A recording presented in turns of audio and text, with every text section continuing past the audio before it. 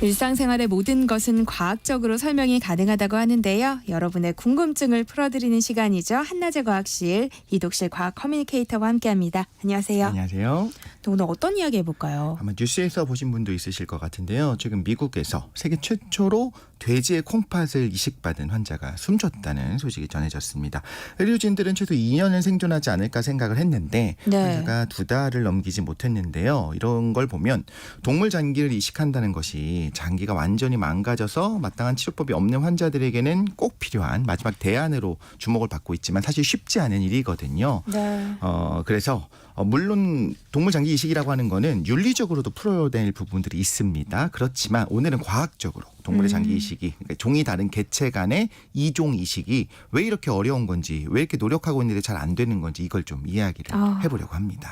그러니까 동물의 장기를 사람에게 이식하는 이종 이식 연구 말씀하신 대로 아직 갈 길이 먼 것 같아요. 맞습니다. 장기 이식이 필요한 분들은 사실 많이 있죠. 네. 사람이 아닌 동물의 살아있는 장기나 조직, 세포를 사람에게 이식할 수 있고 그것이 성공적으로 잘 된다라고만 한다면 장기 부족 문제를 해결할 수가 있겠죠. 그리고 사실상 윤리적인 부분은 해결해야겠지만 무한정 공급이 가능한 상태가 되는 겁니다. 그러면 장기 이식에 있어서는 혁명이 될 수가 있을 텐데 다른 건 몰라도 이식받지 않으면 거의 100% 사망할 수 있는 그런 분들이 있지 않습니까? 네. 이런 분들 입장에서는 꼭 필요한 부분이 될 건데 예를 들면 심장 이식 같은 게 있겠죠. 그렇죠. 근데 문제는 쉽지 않다는 거고요. 인류가 사실 오랫동안 시도를 해왔습니다. 그런데 굉장히 어려운 부분들이 있습니다. 그러니까 그때는 심장이었던 것 같은데 과거에도 이 돼지의 장기를 이식받은 사례가 있었죠. 네, 2022년 1월에 있었습니다. 사람 심장을 이식받은 지 이제 위원회를 여는데 그 대상은 아니었던 환자였습니다. 그래서 사람 심장은 받을 수가 없어요. 그래서 돼지 심장 이식이 아니면 치료가 불가능한 그런 케이스였습니다. 그리고 일반 돼지의 심장을 당연히 이식하는 게 아니고요. 형질 전환 돼지라고 해서 사람 몸에서 거부 반응을 일으키는 유전자들이 있어요. 이걸 인위적으로 제거한 유전체 편집이 되어 있는 돼지였었던 겁니다. 네. 초반에는 거부 반응이 없었기 때문에 좀 잘 됐다 생각을 했는데 수술 2달 만에 사망을 했거든요. 근데 의외로 사인이 이식 거부 반응 때문에 사망한 게 아니고요. 돼지가 걸리는 돼지 레트로바이러스 때문인 걸로 추정이 됐어요. 또 다른 회사가 뭘 연구하기 시작했느냐. 이런 거부 반응만 없애는 걸로 되는 것이 아니라 돼지들에게 감염되는 어떤 바이러스나 이런 것들이 사람에게 옮겨올 수가 있구나. 그래서 이런 돼지 레트로바이러스를 제거하는 기술을 개발을 해서 또다시 형질 전환 돼지를 이용해서 신장 이식을 시도를 한 건데 이번에도 2달 넘기지 못하고 사망하게 된 겁니다. 그러니까 이식의 거부 반응을 없애기 위해서 첨단 과학으로 유전자 편집까지 했는데 이 돼지 레트로 바이러스 때문에 또 그렇게 됐다는 거잖아요. 네, 맞습니다. 산 넘어 산이네요. 네, 실제로 확인해 보기 전에는 어떤 문제가 있을지 알기 어려운 부분들이 있는 거예요. 생명이라는 게 그런 거거든요. 사람 대상으로 하는 임상이니까 더더욱 그럴 수밖에 없는 거고요. 데이터가 많이 쌓여야 돼요. 그래서 어떤 확률적으로 네. 통계적으로 어떻게 되더라라는 것이 있어야 되는데 생명이 달린 거기 때문에 사실 쉽지 않은 부분이 있고요. FDA가 그래서 사람 대상으로 이종 이식을 한다라고 하는 걸 잘 허용해 주지 않습니다. 물론 여러 가지 문제가 있을 수 있기 때문에 그런 건데요. 승인되는 경우는 어떤 경우가 특수한 경우인데 생명이 위험한 환자에게 실험적인 치료를 가능하게 해주는 어떤 긴급 승인인 경우가 많이 있습니다. 그런데요. 사실 동물이 종류가 굉장히 많잖아요. 그런데 왜 돼지일까요? 돼지가 의외로 굉장히 연구도 많이 하고 있고요. 장기 기증 동물로 주로 이용되는 것들 중에 하나가 돼지예요. 네. 장기의 크기라든가 성장 속도도 빠르고요. 새끼를 많이 낳기 때문에 좀 얻기 쉬운 것도 있고 인간에게 좀 이상적인 장기 기증 동물로 평가가 됩니다. 여러 장기에 따라 다르겠지만 이런 거부 반응도 좀 적은 편에 속하거든요. 그리고 또 하나 좀 중요한 것 중에 하나가 오랜 세월 우리가 식량으로 사용을 해왔지 않습니까? 돼지에 익숙한 거예요. 희귀 동물은 아닌 거예요. 그렇기 때문에 일종의 죄책감이 없을 수 없거든요. 근데 그런 부분에 있어서도 좀 덜어주는 측면이 분명히 있는 거죠.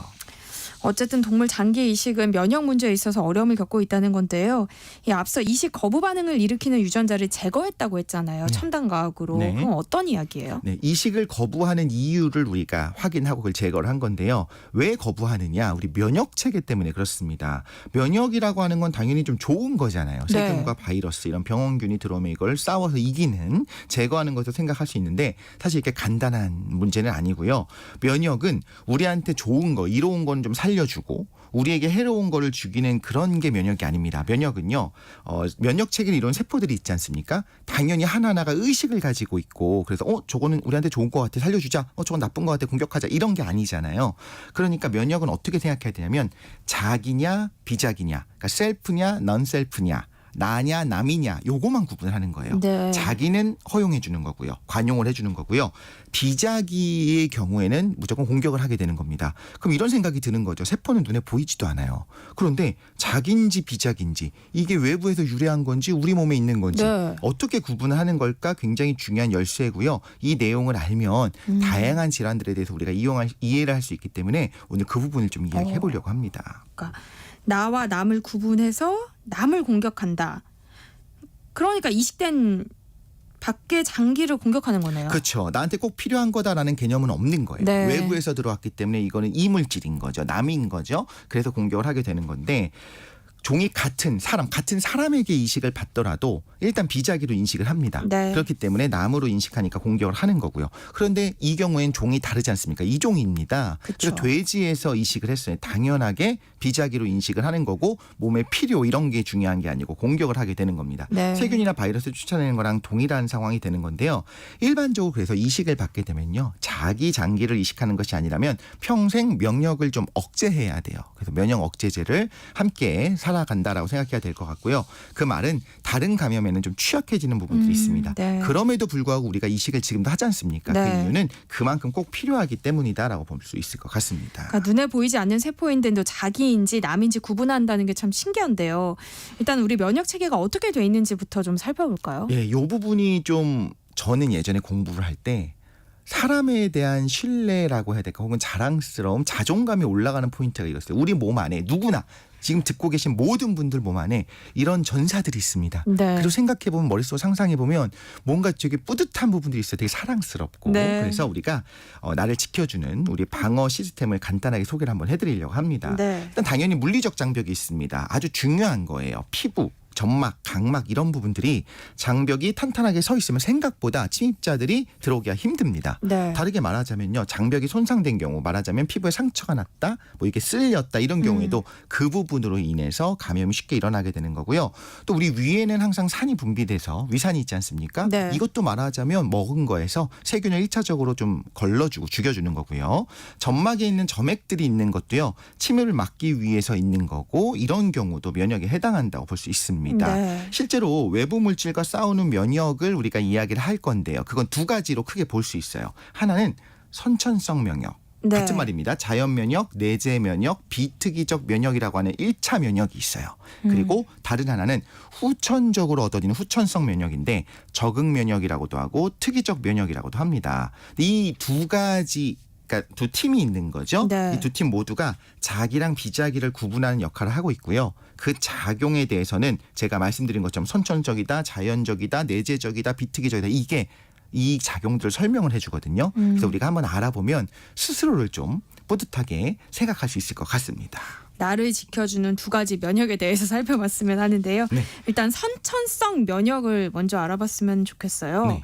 이게 태어날 때부터 갖고 있어서 자연 면역이라고 부르는 건가요? 맞습니다. 자연적으로 가지고 태어나는 거고요. 선천적으로 그러니까 학습을 통해서 얻어진 게 아니에요. 그냥 내가 아닌 외부 물질을 인식하는 겁니다. 상처가 나면요. 제일 먼저 일어나는 면역이기 때문에 1차 면역이라고도 우리가 이름을 불러요. 네. 상처 난 상황을 생각해 볼게요. 우리 몸에 상처가 나면요. 손상되잖아요. 세포가 그 근처에 손상된 세포들이 여기 상처 났어요. 라고 이런 화학 물질을 분비를 합니다. 상처 났다는 걸 알려주는 거예요. 그러면 그 근처에 모세혈관이 확장이 되고요. 그렇다면 피가 좀 잘 통하게 되겠죠. 그리고 면역세포들이 그쪽으로 몰리게 되면서 또 혈관이 헐거워져요. 그 말은 뭐냐면 혈관 벽을 타고 그 사이를 뚫고 백혈구들이 나올 수 있게 변하는 거예요. 네. 이렇게 확장되고 이 부분에 혈류가 모이는 것들, 상처가 나면 빨개지잖아요. 이거를 우리가 염증 반응이라고 부르는 겁니다. 이게 강해지면 이제 염증이 좀 심각하게 되는 거고요. 네. 그러니까 염증이라고 하는 건 어떤 거냐? 손상이 있는 부위에 면역세포 좀 빨리 와주세요라고 불러들이기 위한 우리 몸의 반응이 염증이라고 보면 됩니다. 그럼 1차 면역을 담당하는 세포들이 도착을 한다고 했잖아요. 네. 뭐 대식세포, 수지상세포, 뭐 자연살해세포 요즘 좀 많이 이야기가 나옵니다. NK셀, 자연살해세포 이런 것들이 오게 되는데요. 이런 1차 면역을 담당하는 세포들이 뭘 하냐면 외부 병원균만 가지고 있는 특징을 인식을 해요. DNA 안에 써 있는 거예요. 진화 과정에서 우리가 획득한 능력입니다. 작아서 보이지도 않는데 외부 병원균이 가지고 있는 게 도대체 뭐라는 거냐 이렇게 생각하면 돼요. 감염균들이 공통적으로 가지고는 있고 우리 몸에는 원래 없는 분자 패턴이 있습니다. 예를 들자면 모든 종류의 곤충은 세 쌍의 다리가 있어요. 우리는 두 쌍이죠. 팔다리 이제 다 팔이라고 하지만 어쨌든 다리라고 한다면 네. 예를 들면 이런 겁니다. 외부에서 누군가가 왔어요. 우리 안에 스파이가 있어요. 나쁜 사람들이 있는 것 같아요. 나쁜 존재가 있는 것 같아요. 그럴 때 뭘 하냐면 그냥 세 쌍의 다리가 있으면 무조건 외부 물질로 인식을 하는 겁니다. 어떤 곤충인지 종류를 고르지도 않아요. 세 쌍이야? 아니야. 사람은 두 쌍밖에 없는데 세 쌍 있는 존재가 우리 사이에 섞여 있네. 그럼 얘는 비작이다. 공격하자. 이런 면역을 우리가 1차 면역이라고 하는 거예요. 그런데 이런 면역 반응은 곤충의 종류를 고른다거나 하지 않아요. 곤충이라고 하는 건 당연히 여기서는 제 비유를 한 겁니다. 네네. 어떤 종류의 병원균인지 고민하지도 않고요. 그거에 맞는 공격 무기를 사용하지도 않아요. 그냥 무조건 세 쌍이면 공격 이렇게 하는 거죠. 그렇기 때문에 다르게 말하자면 이 균에 맞는 특이적인 반응을 일으키는 게 아니라 비특이적으로 그냥 공격해요. 네. 그래서 우리가 1차 면역의 경우에는 자연 면역이기도 하고 비특이적 면역이라고 부릅니다. 그러니까 외부에서 병원균이 들어오면 바로 인식하고 공격을 하니까 반응이 굉장히 빠르겠어요. 맞습니다. 그래서 병원체가 침입하자마자 바로 시작을 해서 네. 수시간 이내에 반응이 최고를 찍는 겁니다. 근데 특이적이지 않다는 건 어떤 거냐면요. 언제나 경계는 하고 있어요. 그런데 대량으로 쏟아져 들어오는 병원균이 있는데 여기에 맞는 안성맞춤형 공격은 못한다는 겁니다. 당연히 곤충을 우리가 퇴치를 할 때도 바퀴벌레를 퇴치하느냐 모기를 퇴치하느냐 러브버그를 퇴치하느냐에 따라서 그거에 맞는 방법을 써야 되잖아요. 네. 그런 거는 불가능하고 기본적으로 비작이기만 하면 공격을 하되 무언가 맞춤형 공격은 불가능하다는 거라서요. 1차 면역이 열심히 싸우고 있을 때 기다리고 있는 존재가 있습니다. 뒤에 있는 정말 특전사들이 있어요. 우리가 2차 면역을 준비를 하기 시작하는데 이거를 후천적 면역이라고 하고 적응 면역, 특이적 면역이라고 합니다. 왠지 2차 면역은 지금 막 침입한 외부 물질에 딱 맞는 공격을 할 수 있는 능력이 있을 것 같은데. 맞습니다. 일단 1차 면역을 통해 외부 물질과 싸우는 면역세포 중에 일부가요. 싸워서 이기거든요. 보통 이겨요. 네. 그래서 절단한 외부 병원균의 조각조각을 가지고 2차 면역세포들이 기다리고 있는 림프절로 옵니다.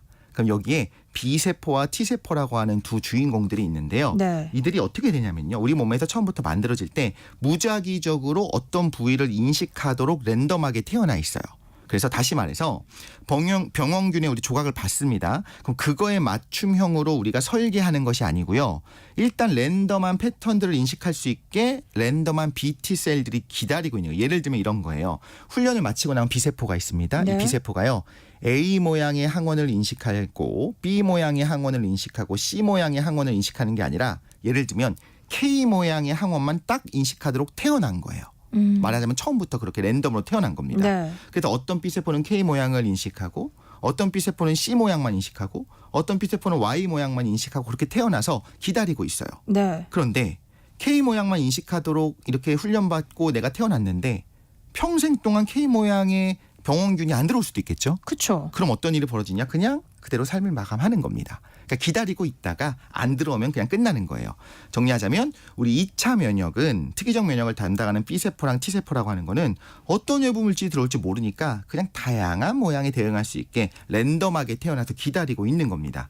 그런데 어떤 일이 벌어지냐면 1차 면역을 통해서 병원균 조각을 이렇게 들고 나타난 세포가 있잖아요. 항원 제시 세포라고 제시하는 거예요. 항원을 제시하는 건데 림프절에 와서 딱 이 말을 합니다. 실제 말하는 건 아니지만 거기 모여있는 BT 전사들한테 이렇게 말합니다. 이렇게 생긴 녀석을 인식하고 공격할 수 있는 용사를 찾소. 네. 이렇게 말을 하는 겁니다. 그럼 거기에 대부분 안 맞겠죠. 그쵸. 딱 그 모양에 들어맞는 건 없는데 정말 매우 다양한 패턴에 맞도록 랜덤하게 만들어져 있으니까 분명히 거기 들어맞는 BT셀이 있긴 있어요. 그래서 사람으로 따지자면 적군의 실루엣 전체를 인식할 필요가 없고요. 눈만 인식하든 코만 인식하든 손가락만 인식하든 그중에 하나만 인식하면 되거든요. 그래서 병원균의 조각에 수많은 패턴들이 돋아있기 때문에 그걸 인식하는 이 면역세포가 분명히 있는 겁니다. 네. 그래서 딱 보다 보니까 한 B세포가 혹은 T세포가 말을 해요. 실제로 말하는 건 아니지만 제가 인식했습니다. 그럼 누군가가 용감하게 운 좋게 사실은 운 좋게 딱 들어맞아서 손을 딱 들면요. 네. 이제 그 세포가 활성화가 되면서 자기 자신을 복제하기 시작합니다. 네. 지금 딱 들어온 그 항원에 딱 맞는 나를 복제 스스로 하는 거죠. 그래서 여기에 대응할 수 있는 외부에서 침입한 병원균에 딱 맞는 2차적인 면역이 2차 면역이 바로 이제 시작을 하는 겁니다. 근데 이야기를 들어보면 1차 면역과 달리 2차 면역은 좀 발동할 때까지 시간이 좀 걸릴 것 같아요. 네, 빨라도 며칠이에요. 아. 대신 일단 침입한 병원균에 딱 들어맞는 그 전사들이 수십만으로 이렇게 늘어나는 거니까 훨씬 강하게 반응할 수 있게 되는 거고요. 그런 이야기가 있습니다. 감기가 났는데 약안 먹으면 14일이고 먹으면 2주 걸린다 이런 얘기를 하지 않습니까? 네. 같은 시간이죠. 그래서 감기는 딱히 이제 약이 없다는 걸 이야기하는 거기도 하지만 다르게 말하자면 감염된 순간부터 2차 면역이 발동해서 감기균을 쫓아내는 데까지 걸린 시간이 꽤 걸린다라는 걸 여기서 알려주기도 하는 겁니다. 2차 면역이 실제로 중요한 것 같은데요. 어떤 방식으로 병원균을 공격해요? 네, B세포, T세포 두 개가 있다고 했지 않습니까? B세포는 흔히 말하는 형질세포, 항체를 만드는 거예요. 항체는 뭐냐면요. 병원균에 딱 들어맞는 끈끈이 주걱 같은 거예요. 끈적끈적한 겁니다. 이 항체가 혈액 속을 떠다니다가 거기에 딱 들어맞는 병원균 표면에 딱 들러붙어 버려요. 그러면 그 병원균끼리 자기끼리 엉겨붙기도 하고 활동성도 떨어지고 불활성화도 되고 그러면 이제 끈끈이로 둘러싸인 병원균을 대식세포가 와서 쉽게 잡아먹을 수 있게 해주는 겁니다. 활동성을 떨어뜨리는 거죠. T세포는 사실 뭐 TC, TH 여러 가지가 있는데 간단하게 표현하자면요. 인식한 병원균 패턴을 가진 세포를 직접 구멍을 뚫어서 죽여버립니다. 터뜨려버립니다. 그래서 외부 병원균의 패턴을 인식한 TC세포가 활성화가 됐어요. 그러면 이 TC세포들이 돌아다니면서 직접 그 병원균을 터뜨려버린다. 이렇게 네. 생각하면 될 것 같습니다. 그러면 우리가 백신 예방접종 하잖아요. 그 이유도 이 2차 면역 때문인 거예요? 맞습니다. 백신을 통해서 사멸된 균을 넣기도 하고 가끔 약화된 생균을 넣기도 해요. 네. 그리고 어떤 경우는 진짜 균이 아니라 껍데기만 넣기도 하는데 중요한 건 외부 패턴을 제시를 하는 겁니다. 그럼 우리 몸에서는 실제 균은 아니지만 2차 면역 반응이 일어나서 백신을 통해서 제시된 균들의 몽타주를 딱 그려내고 거기에 대응하는 세포들 준비를 시켰어요. 근데 실제로 감염은 안 일어났죠. 그럼 어떤 일이 벌어지냐? 일부가 쫙 줄어들지만 일부는 또 살아남아요. 기억세포가 돼서 살아남아 있어서 한 번 들어왔던 균은 또 들어올 수 있다는 겁니다. 실제로 실존하는 균인 거잖아요. 네. 그러니까 나중에 들어올 수 있기 때문에 기억세포를 만들어서 오랫동안 기다리고 있습니다. 네. 그래서 우리가 이렇게 기억세포를 만들어주기 위해서 백신의 예방접종을 미리 해놓는 겁니다. 그런데 외부 병원균은 왜 들키게 만드는 그런 패턴들을 가지고 있는 거예요? 그게 패턴이 있어야 없으면 돼요. 되잖아요. 그렇죠. 없으면 되는데 대신 네. 이렇게 없으면 그 병원균이 못 살아요. 세포 간에 자기들도 신호를 주고받아야 되고 외부 물질을 끌어들이고 해야 되고 또 우리 세포를 감염시켜야 되잖아요. 그럴 때 우리도 손발이 있고 팔다리가 있는 것처럼 그런 패턴들을 가진 분자들이 있어야만 하는 거예요. 그래서 당연히 말하자면 눈, 코, 입의 특징이 드러나니까 우리가 좀 숨겨보자 해서 눈, 코, 입 없이 살 수는 없지 않습니까? 꼭 살아가기 위해 필요한 패턴들인데 그것이 우리랑 좀 달라서 우리가 잡을 수 있다라고 생각하면 될 것 같습니다. 그런데요, 이 면역 세포는 왜 우리의 몸, 그러니까 몸이라는 구조물에 대해서는 인식을 못하는 거예요? 이게 사실 굉장히 흥미로운데 면역세포가 다 골수에서 태어나거든요. 네. 랜덤하게 태어난다고 했잖아요. 그러면 우리 몸에도 반응하는 세포도 있을 수가 있어요. 네. 그래서 훈련을 받습니다. 그래서 뭘 하냐면 자 골수에서 태어나서 일부는 골수로 가고 일부는 흉선으로 가서 여기 하는 겁니다. 자 우리 몸에 여기 세포 있어요. 여기 반응하는 세포 한번 와볼까요? 그러면 실제로 우리 몸에 반응해서 면역을 일으키는 세포들이 있겠죠. 네. 걔들은 그럼 너 죽어요. 하면 그 세포들은 다 사라집니다. 그리고 어떤 거에도 반응하지 않는 세포들도 있잖아요. 그런 세포들도 다 제거를 합니다. 그래서 훈련을 받는 거예요. 랜덤하게 태어났지만 우리 몸에 반응하는 애들은 피 속을 혈관 속을 돌아다닐 수 없게 하기 위해서 다 제거를 해버리는 거거든요. 그런데 말하자면 그 과정에서 실수로 오류가 생길 수 있겠죠. 우리 네. 몸에 반응하는 세포가 나올 수도 있죠. 그쵸. 그게 바로 자가면역 질환입니다. 그래서 우리 몸에 원래 정상적으로 있는 장기를 스스로 공격해서 예를 들면 인슐린을 분비하는 췌장의 베타세포를 공격하는 일형 당뇨병이 될 수도 있고 류마티스 같은 경우에도 원래는 우리가 공격하면 안 되는 건데 우리 세포를 공격하는 그런 면역세포들이 돌아다니는 상황이 됐다라고 보면 될 것 같습니다. 그러니까 실수로 우리 몸의 정상 패턴도 공격할 수 있다는 설명을 들으니까 이 장기 이식이 왜 어려운지 알겠어요. 맞습니다. 네. 네, 한낮의 과학실 이독실 과학 커뮤니케이터와 함께했습니다. 고맙습니다. 감사합니다.